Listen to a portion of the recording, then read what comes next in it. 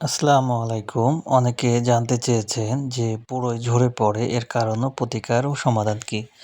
এই গুরুত্বপূর্ণ পরামর্শ নিয়ে আমি আলোচনা করছি।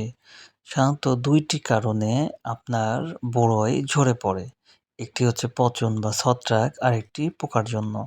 তবে পোকার যেটি আপনার যেহেতু গাছ সবুজ, অসংখ্য পাতা, পোকা বা দেখা যায় না। ঠিক এরা প্রতিদিন রাতে আপনার বড়ই পাতা, ফুল খেয়ে ফেলে বা কেটে দেয়। এক্ষেত্রে দেখা যায় সকালে গিয়ে দেখবেন অসংখ্য বড়ই পড়ে আছে। এটি একটি কারণ। আর ২য় একটি কারণ যদি দেখেন বড়ই হচ্ছে হলুদ হয়ে পড়ে যাচ্ছে, ফুল হলুদ হয়ে পড়ে যাচ্ছে, এটা হচ্ছে ছত্রাকের অ্যাটাক।